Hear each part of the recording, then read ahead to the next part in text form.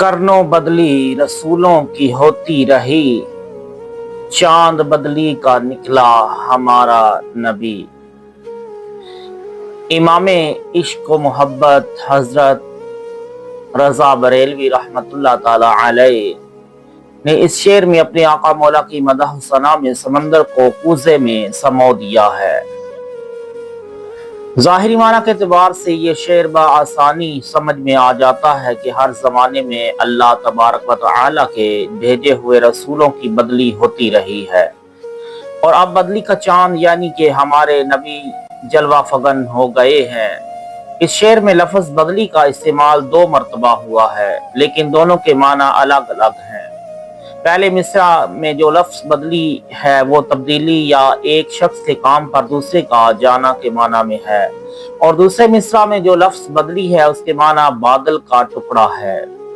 پہلے مصرع میں لفظ بدلی قابل غور اور قابل توجہ ہے۔ بدلی کا ایک معنی یہ ہے کہ ایک شخص کے کام پر یا جگہ پر دوسرے کا جانا، اور یہی معنی اس شعر میں موضوع ہے، کیونکہ انبیاء کرام علیہم السلام کی بدلی یعنی یکے بعد دیگرے کی آمد کا سلسلہ اسی منشا کے تحت ہوتا رہا۔ اللہ تبارک و تعالی نے عالم والا میں تمام ارواح عالمین سے ایک میثاق یعنی کہ وعدہ و اقرار لیا، الستُ بربکم، کیا میں تمہارا رب نہیں ہوں؟ تمام ارواح نے متفقہ طور پر جواب دیا، بلا، کیوں نہیں، بے شک تو ہمارا رب ہے۔ اس جلسہ میثاق میں نبی، رسول، مؤمن، کافر، مشرک، نیک، بد، فاسق، فاجر وغیرہ تمام انسان کی ارواح موجود تھیں۔ جب تمام نبی اور رسول موجود تھے تو ہمارے آقا مولا بھی یقیناً موجود تھے۔ اتنی بات ذہن کے ایک گوشہ میں محفوظ رکھ کر اب ایک اور بات کی طرف خاص توجہ فرمائیے۔ میثاق مذکور عام تھا، اس میں سب شامل تھے، لیکن اس میثاق اول کے بعد ایک اور میثاق بھی لیا گیا، لیکن وہ میثاق عام نہیں بلکہ خاص تھا۔ وہ دوسرا میثاق صرف انبیاء کرام ہی کی ارواح طیبہ سے لیا گیا، اور اس کا تذکرہ بھی قرآن مجید میں موجود ہے۔ اللہ تعالیٰ قرآن مجید میں فرماتا ہے، وَإِذْ أَخَذَ اللَّهُ مِيثَاقَ النَّبِيِّينَ لَمَا آتَيْتُكُم مِّن كِتَابٍ وَحِكْمَةٍ ثُمَّ جَاءَكُمْ رَسُولٌ مُصَدِّقٌ لِّمَا مَعَكُمْ لَتُؤْمِنُنَّ بِهِ وَلَتَنصُرُنَّهُ قال اقررتم واخذتم على ذلكم اصري قالوا اقررنا قال فاشهدوا وانا معكم من الشاهدين۔ اور یاد کرو جب اللہ نے پیغمبروں سے ان کا عہد لیا جو تم کو کتاب اور حکمت دوں، پھر تشریف لائے تمہارے پاس وہ رسول کہ تمہاری کتابوں کی تصدیق فرمائے، تو تم ضرور اس پر ایمان لانا اور ضرور اس کی مدد کرنا۔ فرمایا، کیوں تم نے اقرار کیا اور اس پر میرا بھاری ذمہ لیا؟ سب نے عرض کیا کہ ہم نے اقرار کیا۔ فرمایا، تو ایک دوسرے پر گواہ ہو جاؤ، اور میں آپ تمہارے ساتھ گواہوں میں ہوں۔ مندرجہ بالا آیت اور اس کا ترجمہ چند مرتبہ تلاوت کر کے ذہن نشین کر لیں۔ اس میثاق ثانی میں انبیاء کرام کو اللہ تبارک و تعالی نے اپنے محبوب پر ایمان لانے اور مدد کرنے کی کتنی سخت تاکید فرمائی ہے۔ اب آئیے میثاق اول کو سمجھیے۔ اس میں تمام ارواح کے ساتھ حضور اقدس صلی اللہ علیہ وآلہ وسلم نے بھی اللہ تعالیٰ کی ربوبیت کا اقرار فرمایا۔ حضور نبی رحمت صلی اللہ علیہ وآلہ وسلم سید الموحدین ہیں۔ خدا کی توحید کا پرچم لہرانے میں آپ سب پر فوقیت رکھتے ہیں۔ آپ نے اپنی ظاہری زندگی میں توحید کے علم کو لہرانا ہی اپنا مقصد اصلی بنایا، اور یہی آپ کی حیات طیبہ کا اہم کام تھا۔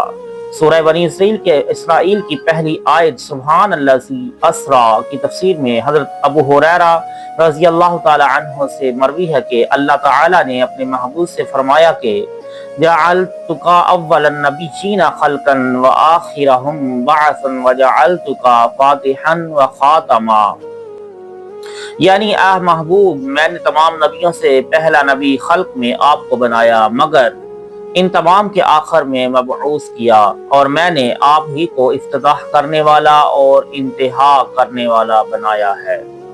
اب اس شعر میں وارد لفظ بدلی کا صحیح مفہوم معلوم کریں۔ حضور نبی رحمت صلی اللہ علیہ وآلہ وسلم کو اللہ تعالیٰ نے اول نبی بنایا، اور نبی کا کام ہوتا ہے توحید کا پرچم لہرانا۔ پرچم و وحدانیت لہرانے کی سب سے پہلی ذمہ داری حضور نبی رحمت صلی اللہ علیہ وآلہ وسلم کی تھی، لیکن بعثت کے اعتبار سے آپ آخر میں تشریف لانے والے تھے۔ کام آپ کا تھا، لیکن انجام دینے کے لیے حضرت آدم علیہ السلام کے اعتبار سے لے کر حضرت عیسیٰ علیہ السلام تک یکے بعد دیگر انبیاء آتے رہے۔ جتنے بھی انبیاء کرام تشریف لائے، انہوں نے اللہ تعالیٰ سے کیا ہوا اپنا میثاق یعنی وعدہ کامل طور پر پورا کیا۔ اس میثاق میں صرف دو ہی باتیں تھیں، ایک یہ کہ حضور نبی رحمت صلی اللہ علیہ وآلہ وسلم پر ایمان لانا، اور دوسرا یہ کہ آپ کی مدد کرنا۔ ایمان تو تمام انبیاء کرام یقیناً لائے، لیکن مدد کس طرح کی؟ اس کا جواب یہ ہے کہ حضور نبی رحمت صلی اللہ علیہ وآلہ وسلم کا جو کام توحید کا پرچم لہرانا تھا، وہ کام بخوبی انجام دیا، اور وہ کام انجام دینے ہی میں حضور صلی اللہ علیہ وآلہ وسلم کی مدد کرنی ہوئی۔ اب جب آدم علیہ السلام تشریف لائے تو ان کے ذمہ دو کام تھے۔ پہلے جو کام حضور نبی رحمت صلی اللہ علیہ وآلہ وسلم کے ذمہ ہے، اس میں حضور کا ہاتھ بٹانا، اور ساتھ میں اپنے امتیوں کو حضور کی آمد کا مژدہ سنانا اور ان پر ایمان لانے کی تاکید کرنا۔ گویا حضرت آدم علیہ السلام تبلیغ و توحید کے فرائض منصب نبوت کے تحت انجام دے رہے تھے، لیکن در حقیقت حضور نبی رحمت صلی اللہ علیہ وآلہ وسلم کے ذمہ کا کام آگے بڑھا رہے تھے، اور یہی معنی ہے بدلی کا، یعنی ایک شخص کے کام پر دوسرے کا جانا۔ تو مطلب یہ ہوا کہ حضور کے کام پر حضرت آدم علیہ السلام آئے تھے، پھر جب حضرت آدم علیہ السلام نے وصال فرمایا تو ان کے بدلی میں حضرت نوح علیہ السلام آئے۔ حضرت آدم علیہ السلام کا حضور کا کام انجام دینے کے ساتھ ساتھ حضور کی رسالت کا مژدہ بھی سنانا تھا۔ بائنا ہی یہی کام حضرت نوح علیہ السلام نے بھی انجام دیا، اور یہ سلسلہ حضرت عیسیٰ علیہ السلام تک جاری رہا۔ ہر نبی اپنی اپنی ظاہری حیات میں اپنی قوم کو توحید کا پیغام دینے کے ساتھ سید الانبیاء والمرسلین کی آمد کا مژدہ سناتے رہے، آپ کے مناقب بھی بیان کرتے رہے، نیز آپ پر ایمان لانے کی بھی تاکید کی، اور یہی مفہوم ادا کیا ہے حضرت رضا بریلوی نے اپنے شعر میں لفظ بدلی کے استعمال سے۔ کرنوں یعنی برس ہاں برس نبیوں کی بدلی کا یہ سلسلہ جاری رہا۔ تمام انبیاء کرام آسمان نبوت پر درخشندہ ستارے کی حیثیت سے چمکتے رہے۔ بالآخر وہ وقت آیا کہ آسمان نبوت کا چاند بدلی سے نمودار ہوا، جس پر اللہ تعالیٰ نے اپنی حکمت اور مصلحت کے تحت نبوت کے سلسلے کو ختم کر کے اسے خاتم النبیین کے منصب پر فائز فرمایا۔